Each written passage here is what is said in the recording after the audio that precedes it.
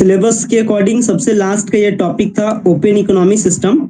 और open economy system का अभी हम लोग इसमें नोट्स भी दिया गया है, तो नोट्स को उतना मेजर नहीं करेंगे हम लोग। मेनली एमसीक्यू क्वेश्चन बता रहे हैं हम आपको कि इस पीडीएफ से कौन कौन इंपॉर्टेंट एमसीक्यू है, लेकिन अगर थोड़ा सा आप पढ़े हैं तो आप इसको देख सकते हैं। आपका मीडियम कौन सा, हिंदी या इंग्लिश? हिंदी सर। हिंदी है, चलिए फिर अभी हिंदी में ही देख लेते हैं। बाकी हिंदी इंग्लिश दोनों में इसमें दिया गया है, ठीक है ना। और लगभग हर जो टॉपिक है उससे 20 के आसपास इंपॉर्टेंट 20 एमसीक्यू है, 20 25 30। लेकिन उसमें से जो अपने लिए जो जानना जरूरी है वो ज्यादा नहीं कर सकते हैं कि 10 के आसपास होगा इंपॉर्टेंट वाला। तो चलिए इंपॉर्टेंट वाला जितना भी हम आपको बता देते हैं इस चैप्टर का। चलिए यहाँ से देखिए पहला चीज क्या है, एक मुद्रा की कीमत दूसरी मुद्रा के रूप में जानी जाती है, इसे हम लोग क्या कहते हैं, विदेशी विनिमय दर कहते हैं। देखिए इंपॉर्टेंट है, फॉरेन एक्सचेंज हो गया अपना। उसके बाद देखिए ऊपर का इंपॉर्टेंट, फिर देखिए स्किप कर रहे हैं, एक बार आप लोग ध्यान रखिएगा, लेकिन जो जो इंपॉर्टेंट है हम आपको इंपॉर्टेंट बता दे रहे हैं। इसके बाद दूसरा चीज है कि विदेशी वस्तुओं के मूल्य में वृद्धि को किस रूप से जाना जाता है, जिसको हम लोग अवमूल्यन कहते हैं। इसके बाद आ गया कि अगर विदेशी वस्तुओं के मूल्य में कमी को क्या कहते हैं, तो कमी को पुनर्मूल्यांकन, और यहाँ पे वृद्धि को याद रखना है कि कमी को क्या कहते हैं और वृद्धि को क्या कहते हैं। तो वृद्धि को अवमूल्यन और कमी को क्या कहेंगे, पुनर्मूल्यांकन। इसके बाद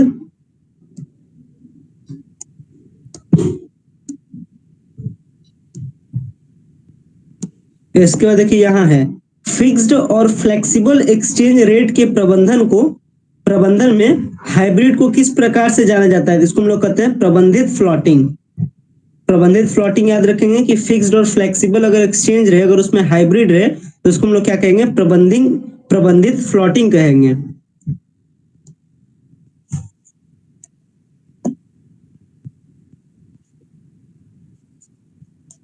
इसके बाद देशों के बीच वस्तुओं का जो व्यापार होता है उसको किस रूप से जान सकते हैं, जिसको हम लोग व्यापार संतुलन कहते हैं। इस टाइप का देखिए जो न्यूमेरिकल जो फॉर्म आएगा, न्यूमेरिकल फॉर्म को जरूर याद रखिएगा। ये सब पूछा है 2022 वाला, अगर आप पीवाईक्यू देखिएगा, पीवाईक्यू दिए थे तो उसमें देखिएगा कि न्यूमेरिकल फॉर्म वाला भी पूछा है। क्या कर रहा है कि व्यापार का अनुकूलन संतुलन कब होता है, तो व्यापार का अनुकूलन कब होगा, जब x ग्रेटर देन हमेशा m होगा। जब x ग्रेटर देन m होगा तो क्या होगा, जो अपना मार्केट है वो आपका स्टेबल रहेगा।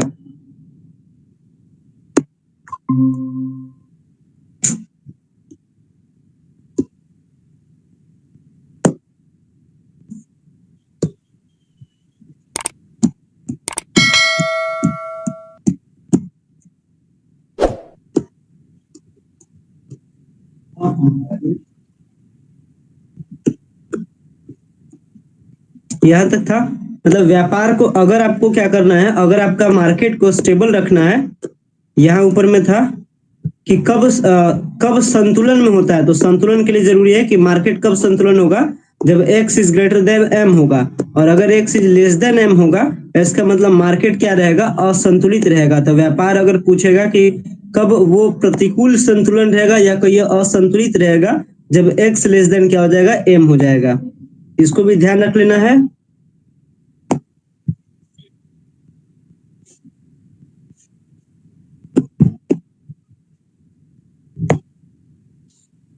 इसके बाद देखिए विनिमय दर का राजा कौन होता है, एक्सचेंज रेट का हेड कौन होता है, तो इसका हो जाता है निश्चित विनिमय दर और लचीली विनिमय दर, यानी कहने का मतलब सी, दोनों ए और बी होगा। तो विनिमय दर का एक्सचेंज रेट का राजा कौन होता है, हेड कौन होता है, तो इसके बारे में ध्यान रखिएगा।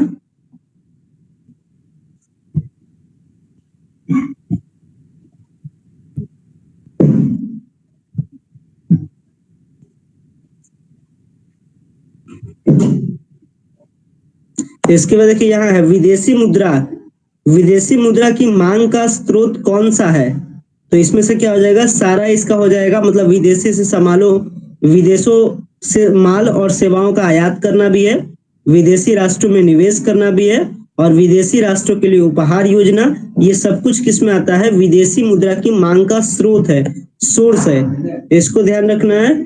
इसके बाद विदेशी मुद्रा का निर्धारण कैसे होता है, यानी जो अपना जो विदेशों का मुद्रा विदेशी मुद्रा है उसका निर्धारण कैसे होता है, तो इसका सही उत्तर है कि विदेशी मुद्रा का बाजार में मांग क्या है और आपूर्ति क्या है, इसी से इसका निर्धारण होता है।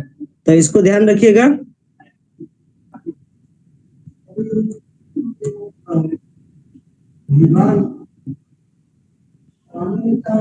इसके बाद देखिए खास करके ऐसा वाला एमसीक्यू पे हमेशा ध्यान रखिएगा, और मैक्सिमम इसका आंसर ऑल ऑफ दीज ही होता है, ठीक है। मतलब अगर 2 3 4 ऑप्शन मिल जाए और लास्ट में डी मिल जाए, ऑल ऑफ दीज भी मिल जाए, और अगर आपको इसका आंसर वगैरह अगर कभी पता नहीं रहे तो ऑल ऑफ दीज ही टिक कीजिएगा, ठीक है। जैसे यहाँ पे क्वेश्चन है, विनिमय दर से हमारा क्या मतलब है, यानी एक्सचेंज रेट से आप क्या समझते हैं। तो यहाँ बताया जा रहा है number first statement, second statement, third statement, और चौथा आंसर ये भी है, यानी ये सारे। तो इसका विनिमय दर को इस तरीके से डिफाइन कर सकते हैं, विनिमय दर को विदेशी मुद्रा के लिए हम कितनी स्थानीय मुद्रा का भुगतान करते हैं, इससे भी हम लोग समझते हैं विनिमय दर, या विदेशी मुद्रा के लिए कितने विदेशी मुद्रा का भुगतान करना, ये भी विनिमय दर का ही मतलब है। और वह दर जिस पर विदेशी मुद्रा खरीदा जाए या बेचा जाए, ये भी विनिमय दर का ही मतलब है। यानी कहने का मतलब इसका आंसर क्या हो जाएगा, ऑल ऑफ दिस, यानी ये तीनों ऑप्शन इसका, ये मतलब ये जो ए बी सी ये तीनों हो जाएगा। इसके लिए इसका करेक्ट आंसर ये सभी हो जाएगा।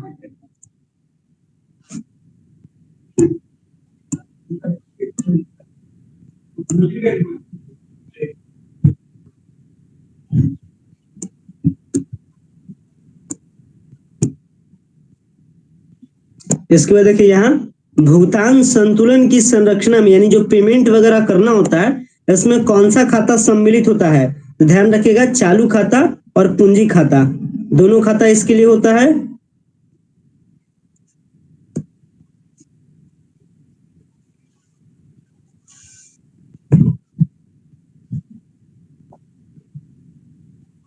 कितना एमसीक्यू हो गया अभी तक, लगता है 6 7 इसका एमसीक्यू हुआ है।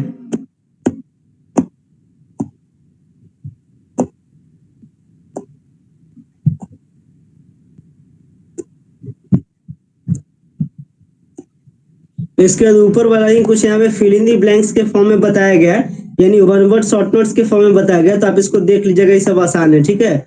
जितना एमसीक्यू 45 एमसीक्यू इस चैप्टर से था, 45 एमसीक्यू में मेरे को लगता है कि 6 से 7 एमसीक्यू मैंने बताया है इंपॉर्टेंट वाला, ध्यान रखे हैं इसमें। Yes sir. तो जो जो इम्पोर्टेंट बताएंगे बस उसका विशेष ध्यान रखना है, बाकी आप स्किप भी 13 एमसीक्यू है सर। 13 एमसीक्यू हो गया है, यस सर। ठीक है। लास्ट का चैप्टर था, इसका ध्यान रखिएगा, 13 एमसीक्यू जो जो था उसका ध्यान रखिएगा। अब देखिए फिर चल रहे हैं, अगला चैप्टर देख रहे हैं। इसके बाद गवर्नमेंट का बजट एंड फिर अपना इसी में गवर्नमेंट का बजट और इकोनॉमी, ये भी चैप्टर इंपॉर्टेंट है। गवर्नमेंट बजट और इकोनॉमी से क्वेश्चन देखिए, हिंदी इंग्लिश दोनों मीडियम में है। इसमें टैक्स वगैरह के बारे में भी चैप्टर बहुत ज्यादा इंपॉर्टेंट है, क्वेश्चन रहता है। ऊपर पहले नोट्स है,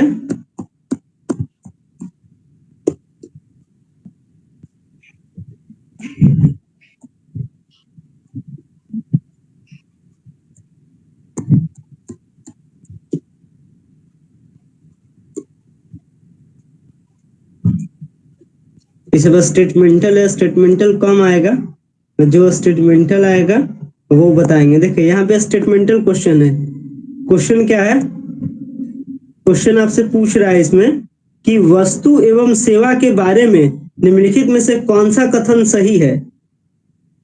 यहाँ पे दिया गया है, तो यहाँ पे कई सारे स्टेटमेंट है, लेकिन इस स्टेटमेंट में क्या है, इस स्टेटमेंट में है, इसका सही आंसर क्या है, डी है।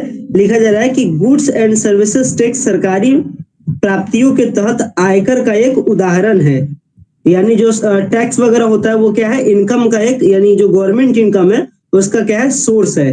तो इस तरीके से देखिए स्टेटमेंटल क्वेश्चन, इसको ध्यान रखना है। इसके बाद असंतुलित बजट किसको कहेंगे, तो असंतुलित बजट के बारे में देखिए यहाँ बताया गया, तो इसमें से सही आंसर क्या है, इसका डी है।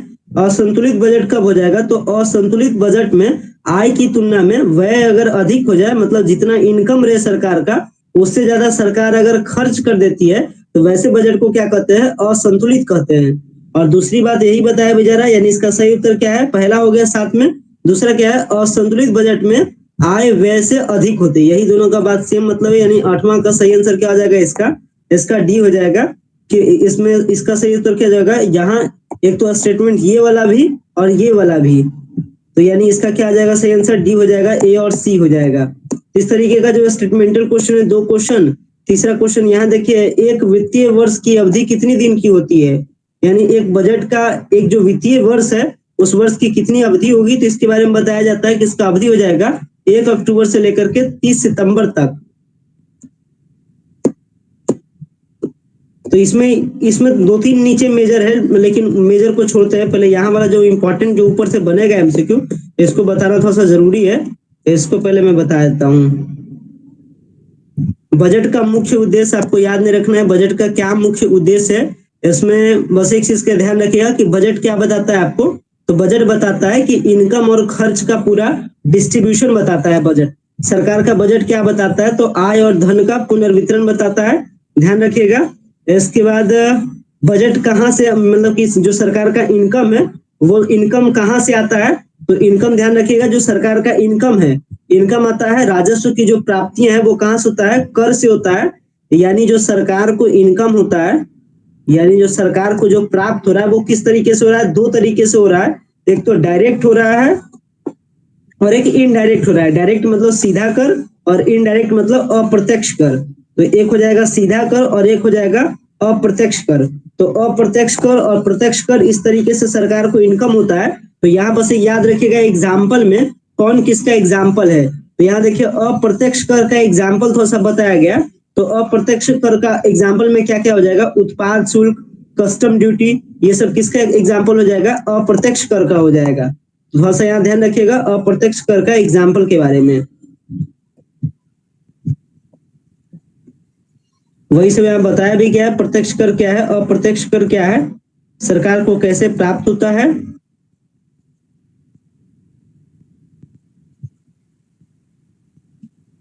इसके बाद देखिए यही स्टेटमेंट को ध्यान रखना है।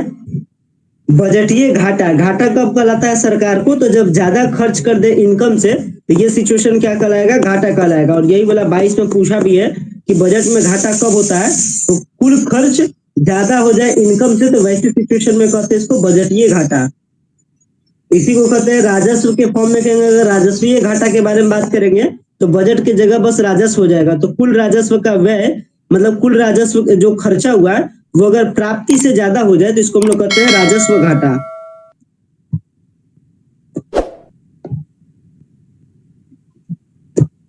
बस नीचे 2 एमसीक्यू से 3 एमसीक्यू नीचे बताए हैं और ऊपर लगभग लगता है कि 4 पॉइंट बताए हैं। तो 4 3 7 इस पीडीएफ से हो गया, ठीक है ना।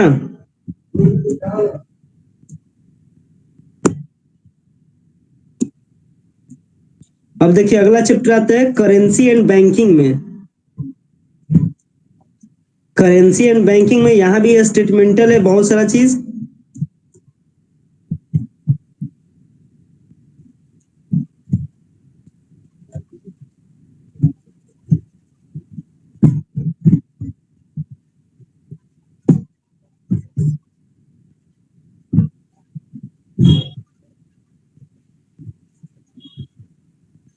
यहाँ देखिए स्टेटमेंटल क्वेश्चन, इसको ध्यान रखना है। मुद्रा आपूर्ति यानी जो अपना करेंसी है, जो पैसा है, ये पैसा को बाजार में कैसे मेंटेन किया जाता है, तो कहा जाता है मुद्रा आपूर्ति जो बराबर है वो क्या होता है, जनता द्वारा धारित मुद्रा प्लस वाणिज्यिक बैंकों द्वारा धारित शुद्ध मांग जमा। यानी कहने का मतलब जो रिजर्व बैंक में जो पैसा जमा है ये, और प्लस जो जो आदमी लोग जो बैंक में पैसा जमा करता है, यही दोनों पैसा से क्या होता है, करेंसी का पूर्ति होता है। यानी जो पैसा का जरूरत होता है आदमी लोग को, इसी 2 चीजों से क्या कराया जाता है, कंप्लीट कराया जाता है। तो यही पे आप एक फॉर्मूला के फॉर्म में पूछ सकता है। यहाँ पे सी का मतलब कह रहा है, स्टेटमेंट आपको लिख सकता है, लेकिन मेन ध्यान रखिएगा कोई भी फॉर्मूला लिख दे। जैसे अगर आपको कह दे कि ए बराबर क्या है, जनता द्वारा जमा किया गया पैसा, और बी बराबर क्या है, मान लेते हैं कि रिजर्व बैंक ऑफ इंडिया के द्वारा जो रिजर्व बैंक ऑफ इंडिया के पास जो पैसा है ये है, तो आपसे पूछेगा कि मुद्रा आपूर्ति बराबर क्या हो जाएगा, पूछते आपसे एम बराबर क्या हो जाएगा, तो इसका सही आंसर क्या हो जाएगा, ए प्लस बी हो जाएगा। तो ये बस एक स्टेटमेंट के फॉर्म में दिया गया, इस स्टेटमेंट फॉर्म को ध्यान रखिएगा। इसके बाद आता है बैंक आता है। एक तो पहला ऊपर पॉइंट हो गया कि पैसा कैसे मार्केट में कैसे पैसा को मार्केट में मेंटेन किया जाता है, वो ऊपर पहले बताया मैंने आपको। इसके बाद वाणिज्यिक बैंक यानी कॉमर्शियल बैंक। कॉमर्शियल बैंक का यहाँ पे काम वगैरह आपसे पूछ सकता है थोड़ा सा, तो कॉमर्शियल बैंक का काम ध्यान रखिएगा, जमा स्वीकार करना, ऋण देना, इसके बाद फंड ट्रांसफर करना, धन का संग्रह करना, ये सब क्या इसका काम है। तो हो सकता है आपसे लिख दे कि वाणिज्यिक बैंक का जो काम है वो क्या है। ए ऑप्शन दे दे आपको जमा स्वीकार करना, बी ऑप्शन आपको दे दे फंड का ट्रांसफर करना, सी ऑप्शन दे दे धन का संग्रह करना, और डी दे दे इनमें से सभी। इसका सही आंसर क्या हो जाएगा, इनमें से सभी हो जाएगा। तो बैंक का कार्य का थोड़ा सा पॉइंट याद रखिएगा।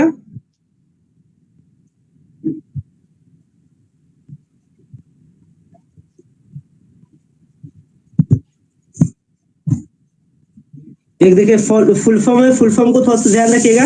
एल आर आर बीच में आया है। एल आर आर का मतलब होता है लीगल रिजर्व रेशियो। एक फॉर्मूला बीच में थोड़ा सा जो फुल फॉर्म आएगा, फुल फॉर्म का ध्यान रखिएगा। इसके बाद एक फुल फॉर्म आपको ध्यान रखना है CRR का। CRR का फुल फॉर्म क्या हो जाएगा, इसका हो जाएगा क्रेडिट रिजर्व रेशियो, यानी नगद आरक्षित अनुपात। नगद आरक्षित अनुपात CRR का फुल फॉर्म हो जाएगा। फिर एक फुल फॉर्म है SLR का। SLR का मतलब होता है वैधानिक सरलता अनुपात। तो तीन यहाँ में फुल फॉर्म है, फुल फॉर्म को भी ध्यान रखिएगा, फुल फॉर्म भी पूछता है। और उसी के बाद नीचे इसी के बेसिस पर कुछ इंपॉर्टेंट MCQ क्वेश्चन जो है वो दिया गया है। जो ऊपर बताया है काम वाला, बस काम वाला में ध्यान रखिएगा, बैंक का क्या काम है, फुल फॉर्म 3-4 हो गया, और उसी के बेसिस पे MCQ क्वेश्चन है। तो बस इस पे एक बार देख लीजिएगा, सब स्टेटमेंट वाला है, कोई एक स्टेटमेंट का क्वेश्चन रह सकता है, ठीक है। और कौन सा स्टेटमेंट का क्वेश्चन इसमें रहने का ज्यादा चांस है, तो इसको मैं आपको बता देता हूँ।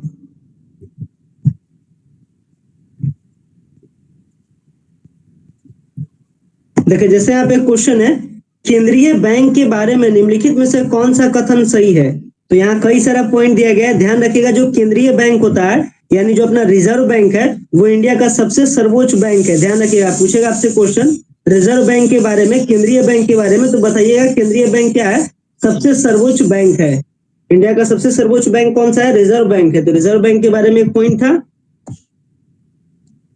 इसके बाद देखिए दूसरा इंपॉर्टेंट MCQ यहाँ पे है, कौन सा कथन रेपो रेट की वृद्धि के बारे को रेपो रेट दर में वृद्धि के प्रभाव की सटीक तस्वीर देता है। रेपो रेट के बारे में, रेपो रेट के बारे में क्या सबसे सही सटीक उत्तर देता है कि देश में पैसे की आपूर्ति कमी हो जाएगी।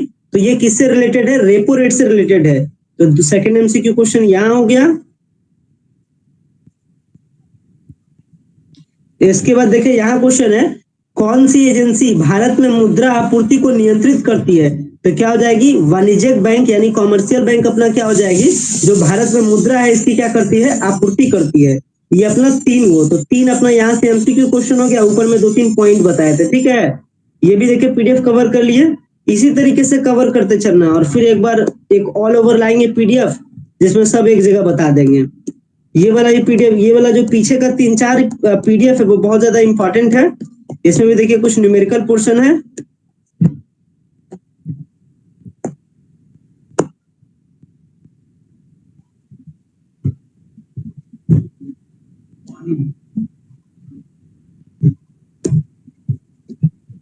ये देखिए हमें फुल फॉर्म आएगा, GDP के बारे में फुल फॉर्म पूछता है, तो GDP का क्या हो जाएगा, ग्रॉस डोमेस्टिक प्रोडक्ट यानी सकल घरेलू उत्पाद। तो GDP का पहला चीज यहाँ पे फुल फॉर्म याद रखिएगा। इसके बाद GDP इक्वल टू होता क्या है, तो GDP इक्वल टू देखिए फॉर्मूला है, इस फॉर्मूला को ध्यान रखिएगा। GDP का फॉर्मूला है, तो GDP का फॉर्मूला होता है C+I+G प्लस X-M। इस फॉर्मूला को ध्यान रखिएगा, C+I+G+X-M, जहां पे C क्या है, घरेलू खर्च है, I क्या है, इन्वेस्टमेंट है, पूंजीगत निवेश खर्च है, G क्या है, गवर्नमेंट का खर्च है, सरकारी खर्च है, और X क्या है, वस्तुओं के आयात या निर्यात पर जो टैक्स वगैरह लगेगा वो अपना X हो गया। और मतलब X क्या हो गया, वस्तुओं के निर्यात पर, और M क्या हो गया, वस्तुओं के आयात पर। तो जो GDP होता है वो GDP इस फॉर्मूला से डिसाइड होता है। तो फॉर्मूला GDP वाला याद रखिएगा, GDP का क्या फॉर्मूला है।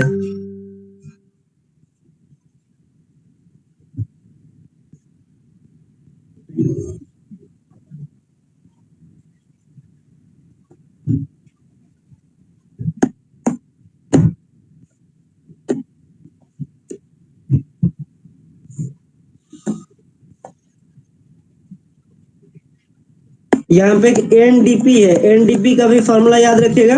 एनडीपी का मतलब होता है शुद्ध घरेलू उत्पाद, ऊपर जीडीपी और एनडीपी।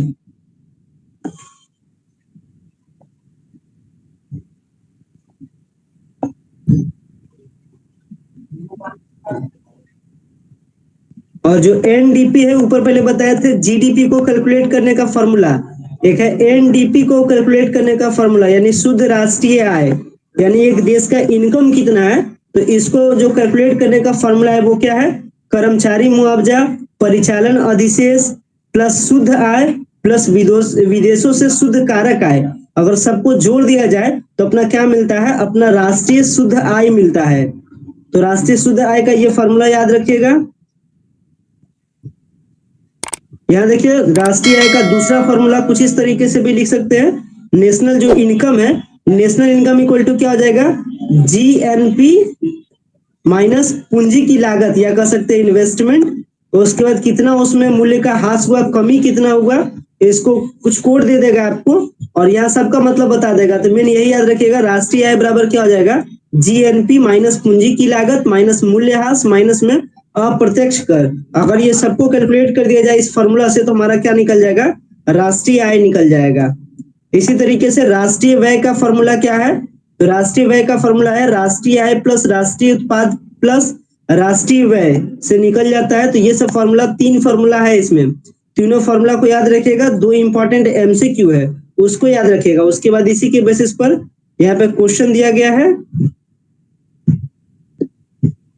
सबका आंसर आपको नीचे मिल जाएगा। चलिए देखते हैं कौन कौन सा क्वेश्चन आपके लिए इंपॉर्टेंट है।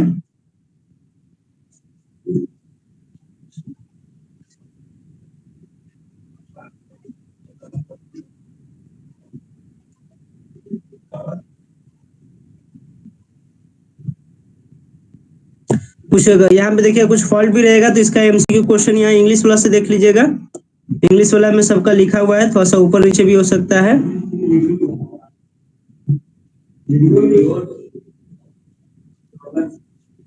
देखिए यहाँ क्वेश्चन कह रहा है कि जब मूल्यह्रास को सकल राष्ट्रीय उत्पाद से घटाया जाए तो शुद्ध मूल्य को किस रूप से जानेंगे, तो सही आंसर हो जाएगा सकल राष्ट्रीय उत्पाद। तो ये जो फॉर्मूला वाला जो क्वेश्चन आएगा इंपॉर्टेंट रहेगा।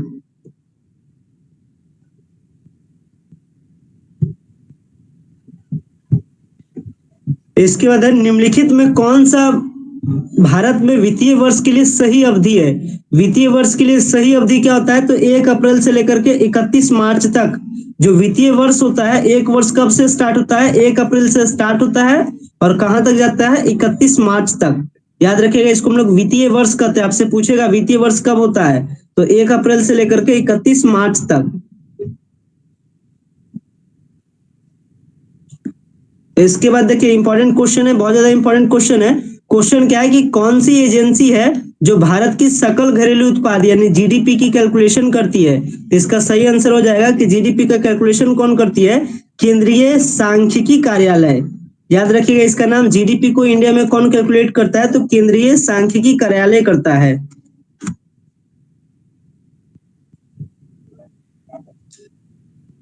इसके बाद अभी ऊपर में बता भी रहे थे, प्रत्यक्ष कर और अप्रत्यक्ष कर का उदाहरण थोड़ा सा ध्यान रखना है। जैसे क्वेश्चन पूछ दिया है निम्नलिखित में से कौन सा भारत में अप्रत्यक्ष कर का उदाहरण नहीं है, इसका सही आंसर क्या हो जाएगा, इसका सही आंसर हो जाएगा कस्टम ड्यूटी। कस्टम ड्यूटी क्या है, अप्रत्यक्ष कर का एग्जाम्पल नहीं है।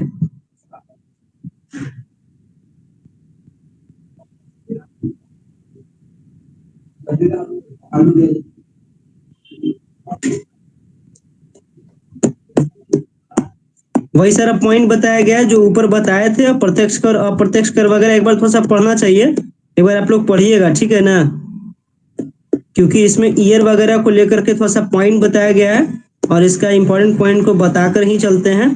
कर दो प्रकार का होता है, प्रत्यक्ष या अप्रत्यक्ष कर बता ही दिए थे। यहाँ मैंने ध्यान रखिएगा प्रत्यक्ष कर में क्या क्या एग्जाम्पल है, एग्जाम्पल जरूर पढ़िएगा कि प्रत्यक्ष कर का क्या क्या एग्जाम्पल है और अप्रत्यक्ष कर का क्या क्या एग्जाम्पल है।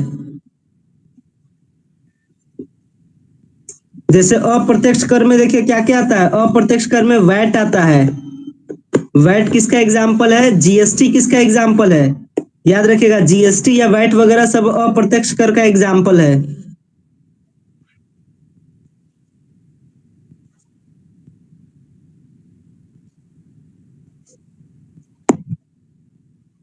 इसके बाद एफ बी टी का देखिए फुल फॉर्म आता है, तो एफ बी टी का फुल फॉर्म क्या होता है? Fringe benefits tax. तो फ्रिंज बेनिफिट टैक्स के बारे में ध्यान रखिएगा, एफ बी टी का फुल फॉर्म होता है। और ये भी क्या है? एक प्रकार का अप्रत्यक्ष कर है, यानी कि इनडायरेक्ट टैक्स है।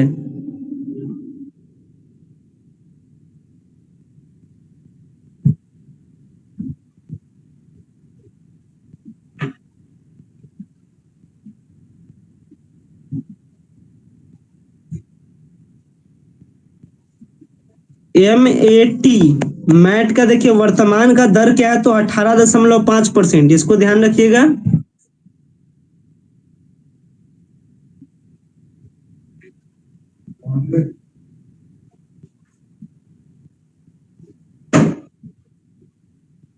देखिए यहाँ पे आता है उत्पाद शुल्क के बारे में।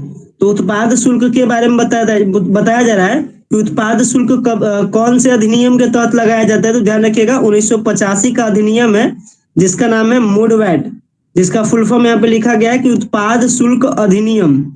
और इस योजना के तहत क्या लगाया जाता है? वैट लगाया जाता है। वैट के बारे में, उत्पाद शुल्क कब से कौन सा अधिनियम के तहत लगाया जाता है? तो 1985 वाला अधिनियम के तहत। साल याद रखिएगा।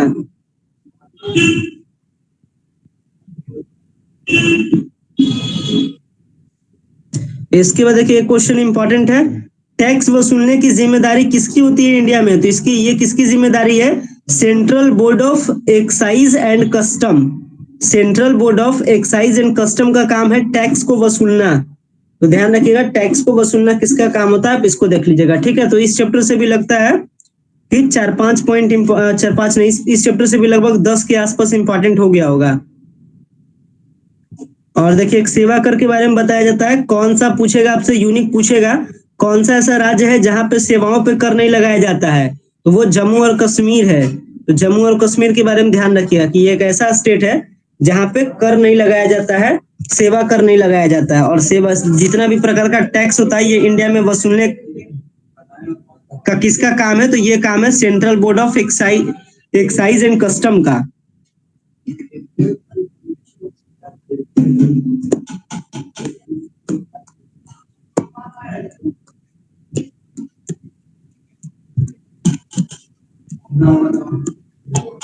इसके बाद नेक्स्ट जो चैप्टर था वो था बेरोजगारी, अनएम्प्लॉयमेंट था।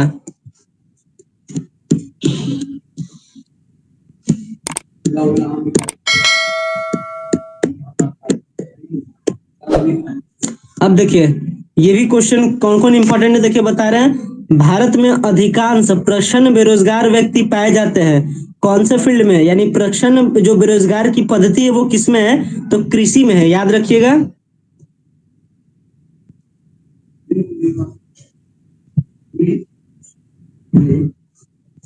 फॉर्मूला वाला, बेरोजगार व्यक्तियों की संख्या बराबर क्या हो जाएगा? श्रम बल माइनस में कार्यबल, श्रम बल माइनस कार्यबल हो जाए तो इससे हम लोग किस चीज के बारे में पता करते हैं? बेरोजगार व्यक्ति की संख्याओं के बारे में पता करते हैं।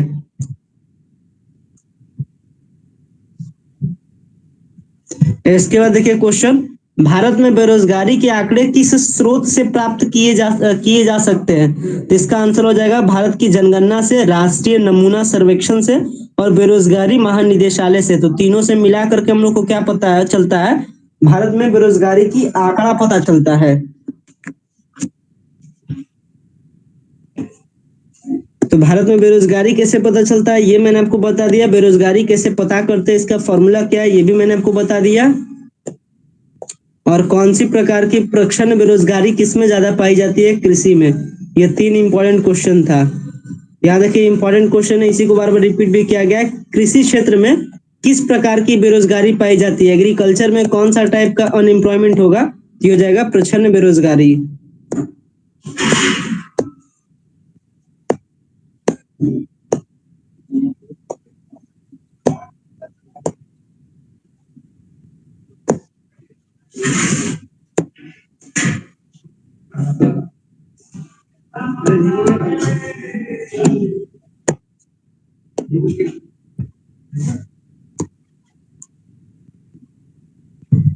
इसके बाद क्वेश्चन देखिए, मौसमी बेरोजगारी किसमें पाया जाता है? तो याद रखिएगा मौसमी बेरोजगारी कृषि में पाया जाता है।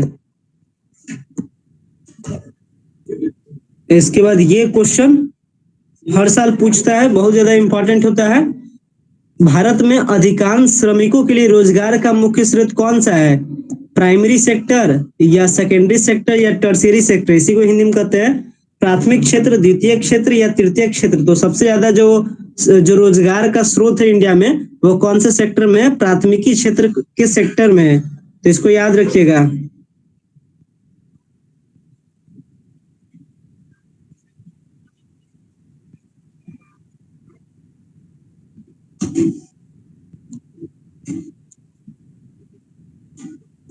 इसके बाद यहाँ एक पॉइंट पूछा जाता है कि भारत में जो बेरोजगारी है इसका मेन कारण क्या है? तो इसका मेन कारण है इसका मेन कारण क्या है? जनसंख्या की तीव्र वृद्धि होना, यानी जनसंख्या बढ़ने से क्या हो रहा है?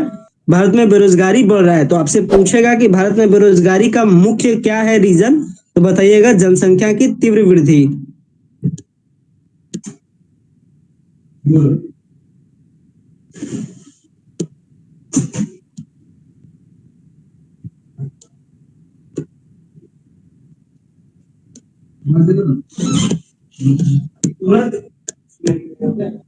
तो यही इतना इंपॉर्टेंट एमसीक्यू क्वेश्चन था। जो भी इंपॉर्टेंट था इसका नोट डाउन कर लिए। कितना इससे इंपॉर्टेंट हुआ होगा? तकरीबन वही 7-8 है ना। हर चैप्टर से वही लगभग 7-8 निकलेगा इंपॉर्टेंट में। तो ऑल ओवर अगर करने का मतलब इकोनॉमिक्स में 7 से 8 चैप्टर है, 7 से 8 टॉपिक है, यानी करने का मतलब वही 50 एमसीक्यू क्वेश्चन निकलेगा। बता भी रहे आपको बार बार। अब एक और चैप्टर है रूरल डेवलपमेंट है, इसका भी पीडीएफ दे दिए हैं। इसमें क्या क्या इंपॉर्टेंट है चलिए देखते हैं। अगर चैप्टर को आप पहले से पढ़े हैं तो थोड़ा सा नोट्स वगैरह को पढ़ सकते हैं, क्योंकि अभी आप लोग के पास तो पूरा टाइम है अभी।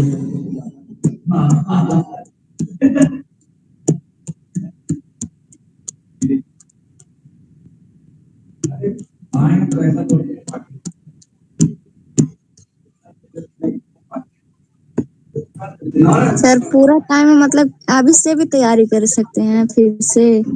क्यों नहीं कर सकते हैं? अभी तो क्या, अभी तो कुछ नहीं। अब तो सीधा सा है कि एमसीक्यू क्वेश्चन ज्यादा से ज्यादा इंपॉर्टेंट वाला याद कर ले, एमसीक्यू क्वेश्चन ही ना पूछेगा। देखिए यहाँ पे बस स्टार्ट करें, जो जो इंपॉर्टेंट है देखिए। पूछेगा आपसे बिहार में पूछेगा आपसे कि लीची उत्पादन में कौन सा राज्य आगे है? तो लीची उत्पादन में याद रखिएगा बिहार है आगे राज्य में। थोड़ा सा इसी चैप्टर में कुछ उद्योग वगैरह के बारे में भी है। कपड़ा उद्योग के बारे में देखिए बताया जा रहा है। तो कपड़ा उद्योग भारत का सबसे पुराना और सबसे बड़ा उद्योग है और पहली कपड़ा मिल पूछ सकता है। तो याद रखिएगा 1818 में कोलकाता में स्थापित हुआ था। भारत की पहली रेलवे लाइन आपका इंपॉर्टेंट एमसीक्यू क्वेश्चन होता है जीके के नजरिए से। तो 1853 में बॉम्बे और ठाणे के बीच में चली थी। इसके बाद पहली जूट मिल के बारे में याद रखिएगा, ये भी इकोनॉमिक्स वाला पोर्शन से पूछता है। तो याद रखिएगा 1885 में ही 1855 में स्थापित हुआ था कोलकाता के निकट में।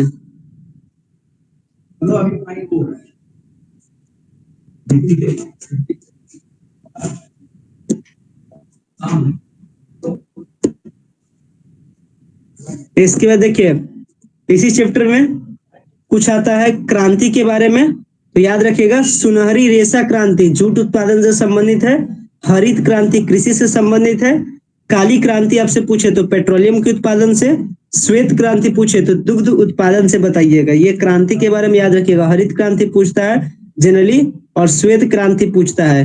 तो जूट क्रांति वाला ध्यान रखिएगा। सुनहरी जो रेशा क्रांति वो किससे संबंधित है? तो जूट उत्पादन से संबंधित है।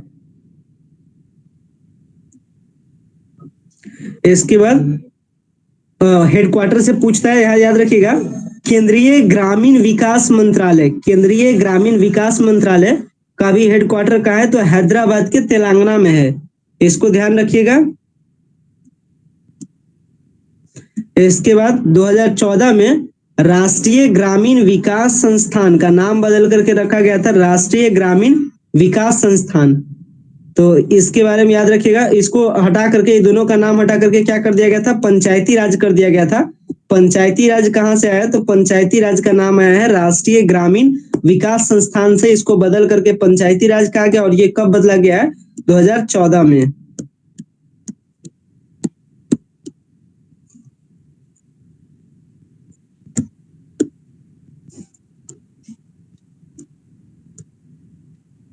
इसके बाद देखिए क्वेश्चन है, निम्नलिखित देशों में से कौन सा देश विकासशील देश नहीं है।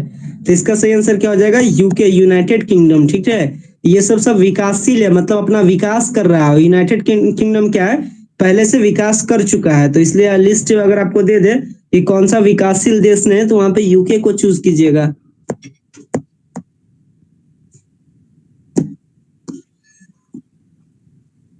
इसके बाद देखिए क्वेश्चन इंपॉर्टेंट है, वर्तमान समय में भारत में कितने प्रकार के ग्रामीण विकास दृष्टिकोण लागू है। तो याद रखिएगा 4 प्रकार का।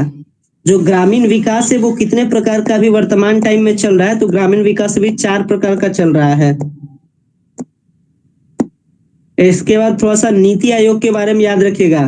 नीति आयोग इस गवर्नमेंट में इंपॉर्टेंट है थोड़ा सा। तो नीति आयोग क्या करता है, तो नीति आयोग करता है सरकारी संगठन जो देश में जो सामाजिक क्या करता है, कल्याण वगैरह का देखभाल करता है, नीतियों का प्रबंधन करता है और जानकारी वगैरह प्रदान करता है। तो नीति आयोग का क्या है, ये सब काम है। इसलिए इसका सही उत्तर क्या हो जाएगा, ऊपर के सभी। इसका इंपॉर्टेंट, इसका ऊपर का सभी क्या हो जाएगा, इसके लिए ऑप्शन हो जाएगा। तो नीति आयोग का हेड याद रखिएगा, नीति आयोग का हेड प्रधानमंत्री होते हैं। क्वेश्चन पूछता है, लगभग हर परीक्षा में पूछता है, इसलिए याद रखिएगा। नीति आयोग के अध्यक्ष के बारे में पूछेगा तो आप बताइएगा इसका अध्यक्ष कौन होते हैं, प्रधानमंत्री अध्यक्ष होते हैं। इसके बाद यहाँ पे एक फुल फॉर्म है NIDA का फुल फॉर्म। तो NIDA का फुल फॉर्म क्या हो जाएगा, नाबार्ड अवसंरचना विकास सहायता।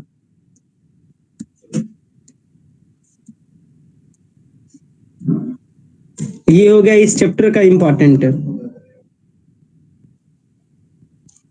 आगे रूरल डेवलपमेंट, इंडियन इकोनॉमी वगैरह पहले भी बता दिए थे, लेकिन इसको भी लास्ट में ले ही लेते हैं ताकि सब एक जगह कवर हो जाए। बाकी फिर बच जाएगा एक मास्टर वाला, तो मास्टर वाला हम बता देंगे बस इधर, और उसको मास्टर वाला याद रख लेंगे, खत्म हो जाएगा इकोनॉमिक्स का इतना ही से।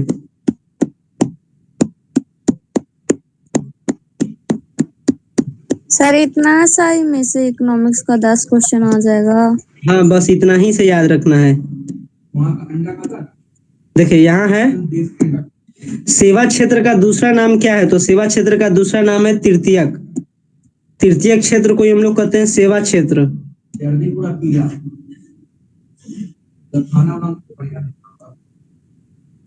प्राथमिक क्षेत्र में कौन सा आता है, तो कृषि प्राथमिक में आता है। 2022 में पूछा हुआ है। ठीक है, कृषि कौन से क्षेत्र में आता है, याद रखिएगा कृषि प्राथमिक में आता है।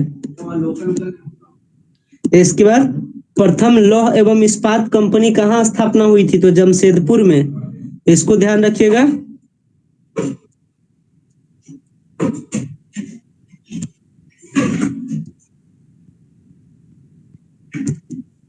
स्वतंत्रता के समय भारत की जो अर्थव्यवस्था थी वो कैसी अर्थव्यवस्था थी, तो कृषि अर्थव्यवस्था है। अभी भी भारत की कैसी अर्थव्यवस्था है, तो कृषि अर्थव्यवस्था है, अभी भी है, और जिस टाइम भारत आजाद हो रहा था उस टाइम भी।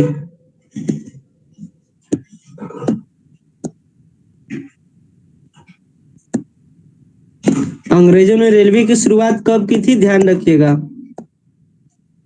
इसके बाद ये क्वेश्चन इंपॉर्टेंट है, भारत की पहली आधिकारिक जनगणना कब हुई थी, 1881 में।